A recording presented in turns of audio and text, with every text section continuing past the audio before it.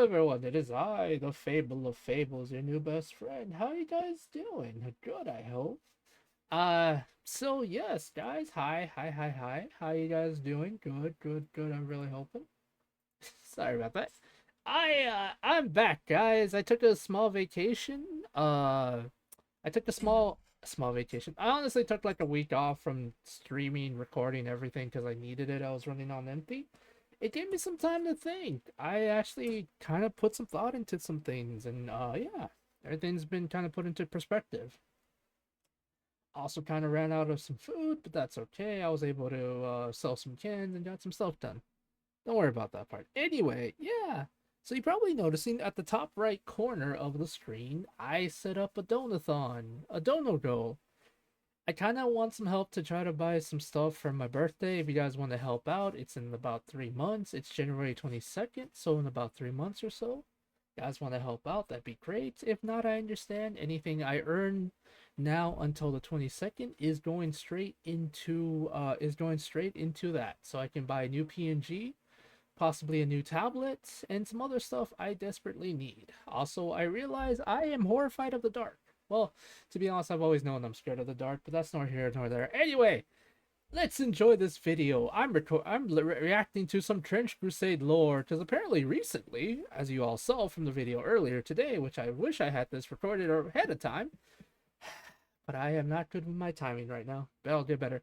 We're going to be learning more about the cursed domain of Beelzebub. Yeah. Even among the forbidding 66 domains ruled by the heretic warlords, Ekron stands apart. Yeah, it's It ugly is shunned by both the mortal followers of Hell and the servants of the court. No place on earth mirrors the carnage and corruption of Hell so closely as this putrescent city of Beelzebub, the Lord of Flies. The King of Gluttony was one of the first 3 of the most exalted angelic spirits to fall. Since those ancient days, when he was worshipped as Baal of Flies, a great god of the people known as Philistines, Ekron has been his stronghold, where the power of the Prince of Decay is at its most potent. Today, none are welcome here. Even the heretic legions pledged to the sin of gluttony keep their distance. Oh, really? They know full well that even in their fallen state, Beelzebub sees in them a glimpse of his hated father. Were they not created in his image? Are they not a reminder of his ancient ignominy, where his mortal followers abandoned him? In the ancient past, Beelzebub coveted the Ark of the Covenant, seeking to claim it for himself. Wait, seriously? His servants captured the holiest of the relics in his... Holy crap, they actually got the Ark of the Covenant? Jesus. Okay, that's not crazy. His great victory over the servants of God at the Battle of Ebenezer. Yeah, no kidding, holy crap. Though his mortal servants seized the Ark from the Hebrews, they dared not bring it to his city. For Yahweh punished those who stole the symbol of his covenant. Plague afflicted the people of each town to which it was taken, and the Lord's hand was heavy.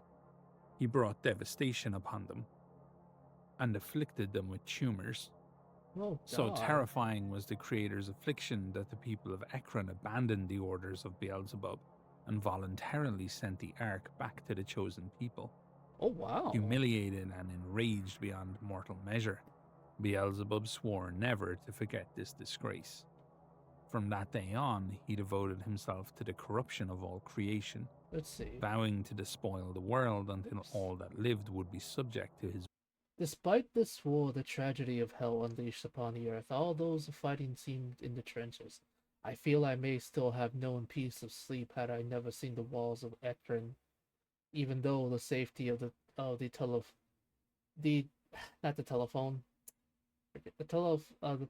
lens with miles between me and the violent structures. I feel the memory would seep into my mind and deny me my crescent. I don't know how to read that. What untold suffering occurred beyond those walls, and what damnable fate allows such wretched mockery of God's creations? Colonel Jacob Britzy Baffair. Will and absolute I'm so sorry. I know I butchered the crap out of Beelzebub his stalked name. into his great citadel in the 7th circle of hell. Here, he labored for the next 2,000 years to forge the crowning achievement of his dark genius, a plague of his own design. It would not only eclipse those his father sent to punish the pharaoh, but mar and corrupt all of creation. Never again would he trust mankind, so weak and easily bent to the will of the tyrant god. Long he labored, pouring much of his divine essence into his work. When the Black Grail was unleashed upon the world in the Black Year of 1436, it brought the world to the brink of utter ruin. The newly established Order of the Fly raised the city of Ekron from the rubble, and the power of Beelzebub seeped through from the hellgate of Jerusalem that was. It slithered for many miles, settling upon towers and walls, and streamed through the streets in a torrent of demonic hellflies, scorpions, locusts, and other infernal insects infested with the Black Grail. Oh, dude, that's horrifying. Ekron stands as the seat of Beelzebub's earthly power, where his worshippers assemble from across the world to offer tribute to the King of Gluttony. Where the Black Grail spreads and the Order of the Fly raises its lord's standards, they seek offerings to bring back to the city. To the missionaries of the Black Grail, it is a realm of beauty and divine vision, a whispered promise of the world to come, and a place their hearts yearn to behold. To everyone else, it is a domain of abject horror, where a fate worse. Ekron in his place, and there you will. Ekron is his place, and there you will find stores. Step beyond the need for food, shelter, and water, and embrace being. Allow his power to lift you, to change you, to grant you new perspective of what existence can be. Free yourself from the shackles imposed by the tyrant and embrace instead the role of Beelzebub, the Lord of Flies. Become one in the swarm, a voice in the heaving, swirling storm. Oh dear. Then hellfire That's awaits. That's a missionary. After nearly 600 years under the ravages of the Black Grail, Ekron is a city of overflowing splendor and revolting decay. Entire temples, churches, mosques, pagodas, shrines, and altars from every corner of the world are scattered throughout the city, born there by the hands of untold millions. I do apologize if I'm messing up some words. Again, I am dyslexic. I'm trying my best here, so I do apologize if that offends you. I don't know why. If it does, get some help. Seriously. Get some help because I can't read because my brain is weirdly wired. Anyway. Millions of Grail thralls. Amidst streets seething with undead corruption stand wonders of art, marble statues, elegant porphyry pillars, frescoes and icons of gold studded with precious stones. Yet though they are worth the ransom of 1,000 kings, it is not their monetary value that interests Beelzebub. It is thought that the Lord of Flies can tap into these objects of devotion, oh really? Feeding on the power of adoration that still lingers in these monuments of faith. Interesting. Like a parasite swelling upon its host until it is swollen to the point of bursting, he leeches the power of faith until he is so engorged with it that his great wings might once more.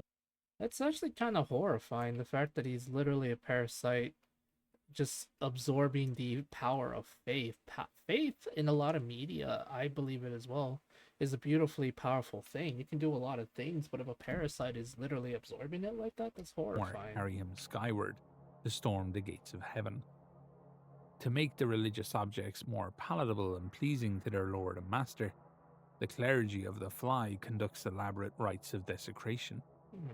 Through complex rituals, they corrupt icons and holy places, transforming them into morsels, offerings to be devoured by his ravenous gluttony for worship and adulation. Yet he will never be sated. Though he seeks to fill the terrible emptiness festering within him, his hunger can never truly be assuaged, no matter how much of creation he consumes. For what the Lord of Flies hungers for above all, his other unnatural appetites, is the sole right to divine worship, a birthright he feels his father has usurped.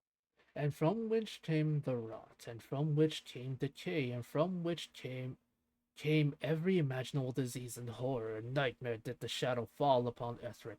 And he was did he who was Baal revealed himself as Beelzebub, the Lord of Flies and the King of Blight, and all this time his people had waited, and they went on with open arms, and they went out with open minds, and they went out with open hearts, and high in heaven did the Lord weep. Source unknown. Oh damn. In his mind, That's actually the kind of natural cool. order is for the parent to die, It's so cool that in a their dark way, offspring but may rise in their place. And who more suited to take the throne of God than Beelzebub, the most gifted of his children? Thus it is written in the tablets of Ekron, "Be not afraid, for behold, I bring you tidings of great joy, which shall be for all the people, for the Black Grail has come." I'm thinking I'm gonna be Alrighty, so afraid. official lore around Ekron and some explaining as to who exactly Beelzebub is, why he's the Lord of Gluttony, what that actually entails specifically for him at this point in his existence, and a whole lot more. So let us talk about one of the things, well, many of the things I guess mentioned in the video, but one of the things I want to Please do. focus on at the start is at the very start of the file that we got from Tomas, it describes the language of Ekron as being corrupt Enochian. And Enochian. this is actually really quite interesting. So Enochian is an occult constructed language. A constructed language is one that is made for a purpose rather than arises from natural development. Think about the languages that Tolkien would have developed for his stories rather than something like English or Greek or French or any language that has basically occurred out of the evolution of a need to communicate. Like English, Spanish, So it was French, something essentially that people just kind of dialects made up very Mandarin. quickly and for a specific purpose. So in the real world, Enochian was recorded in private journals by two gentlemen called John Dee and his colleague Edward Kelly. Because, and those in Ashton did take in the ark, and they were struck with a plague sent by God, and the false Lord Dragon was anyway, was stuck to the ground, his hands and feet removed, and they were as dust before the storm. They sent the ark to Ekron, who refused it and betrayed their master in their fear. In the late 16th century in England, crazy that they actually John Dee was a mathematician, astronomer, teacher, astrologer, occultist, and alchemist. You know, from back in the day where people didn't specialize, they were Swiss Army brains because just they were so curious, I guess, and they wanted to answer so many questions about the world.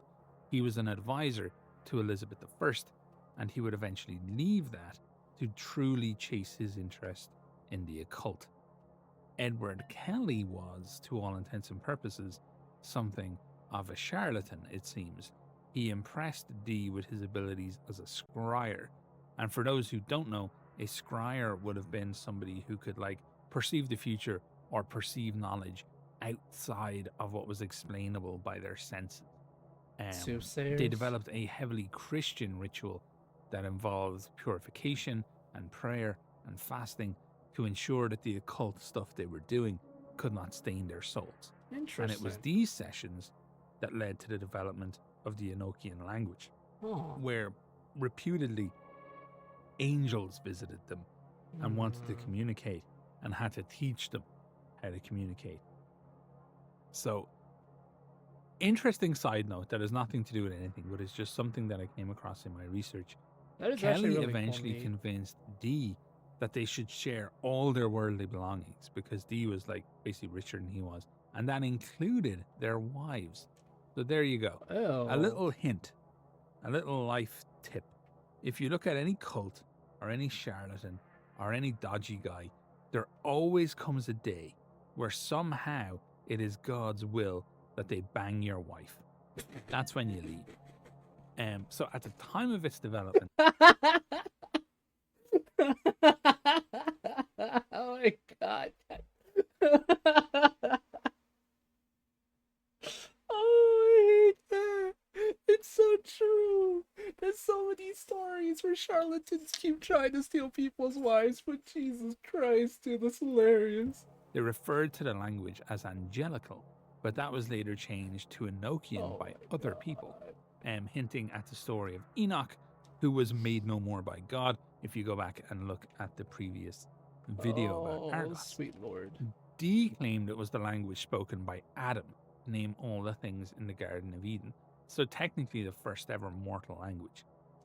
Interestingly, Enochian literature, which is essentially the 3 books of Enoch, explores a lot of things like angels and demons and prophecy, and it speaks to corruption as the influence of fallen angels.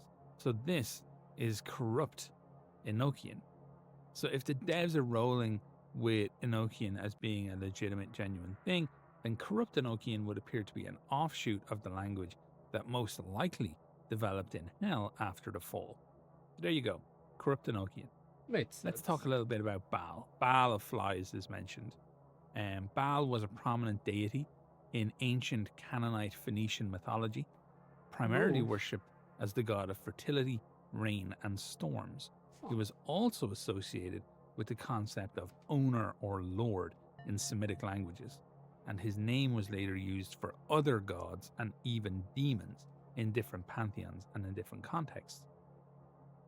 This would seem to be a case of Baal being drawn in to the Christian way, I guess. You know, we've discussed it on the channel before that Christians would show up, they would adapt little parts of local religions, local belief systems, and use them in a way. Right. So obviously, god of fertility, rain, and storms, it's likely Baal was a pretty popular person in Canaanite Phoenician culture, and this was a way to like make him look like a bad guy, essentially in real world history. So, the Ark of the Covenant. The Ark of the Covenant is a wooden chest that's lined with gold, and it is said to contain the 10 Commandments, among other things.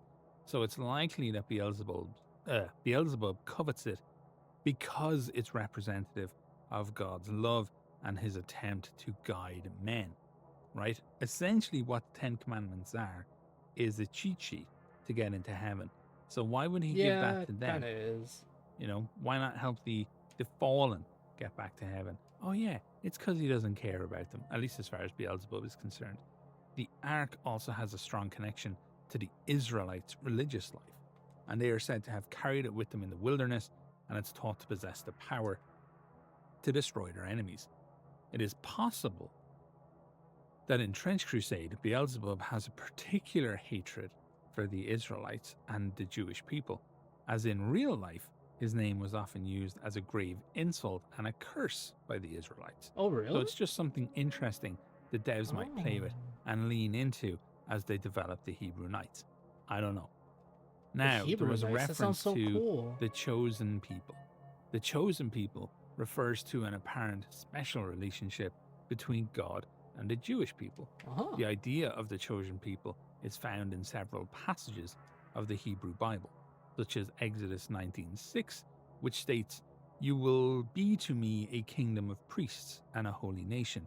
And Deuteronomy 7:6 also says, "For you are a holy people to the Lord your God, and Lord your God had chosen you out of all the peoples on earth to be his treasured possession." So once again, this might be further reason for Beelzebub to just really fucking hate the Israelites and just kind of let that enmity grow. And we know he's a really kind of a hateful dude. That's one of the most interesting things about Beelzebub is how this is played out. So Beelzebub truly hates absolutely everyone and everything, even his own followers, because his own followers remind him of the failure of his followers thousands of years ago. We learn from this lore that rather than wanting to destroy all life, he actually wants to like kill God and take his place and be worshipped as the only true God. He wants to be the true divine, and likely by means of the Black Grail, because the Black Grail is something of an insurance policy. If you're infected with the Black Grail, you can never turn on Beelzebub. He's been hurt before. He's not sure if he can risk being hurt again.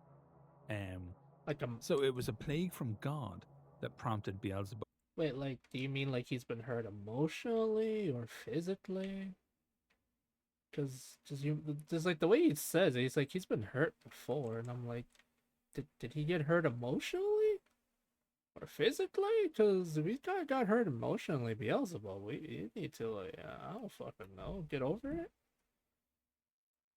To produce the Black Grail, and he did it to ensure absolute dominion over life, not just to destroy it. And he also did it because that was the means of insult to him, right? God used a plague to stop his followers from doing what he told them to do. They feared God's plague more than they feared Beelzebub. So it appears like an emo kid, he went off to live his life in such a way that would be the perfect poetic win against his dad. You made a plague, I'm going to make a goddamn fucking plague. He was greatly insulted by his followers' fear of the tyrant god Yahweh, and he seems to be eternally driven now to usurp him, seeing that as being a natural order that the child takes the place of the parent. I really love this explanation of Beelzebub. And I also love the fact that his gluttony is less about kind of eating the meat of people, infecting people with stuff. He wants the adoration. He wants the adulation. He has his followers bringing all kinds of entire holy buildings to Ekron so he can steal that essence of the faith within them. That's really interesting to me. It is. I really like is. that quite a lot. So yeah, that's it for this video. That's as much as I want to break down, I guess. I will likely do a longer, more detailed video specifically about Beelzebub in the future, and we'll go from there. But as always, folks, thank you so much for watching this. I hope you're having a really lovely day, and all the best. Alright, guys, if you like this kind of content, do like, comment, and subscribe. Make sure to check, yeah, guys, literally, if you guys want to help me out, like, comment, and subscribing, talking to your friends about this stuff, sharing the video would be kind of cool. Make sure to check out this handsome man out. He does a lot of really funny content. It was great. I learned a lot, and I think that was incredibly freaking funny. My birthday's in 3 months. If you guys want to help by donating, please feel free to do so. Ko-fi link will be in the description. If you don't, that's fine. I'll figure something out. It's not that big a deal. I'm sure things will kind of fix themselves, or maybe I'll figure something out. I don't know. I kind of realized that I don't know anymore. Anyway, I love you guys. Bye.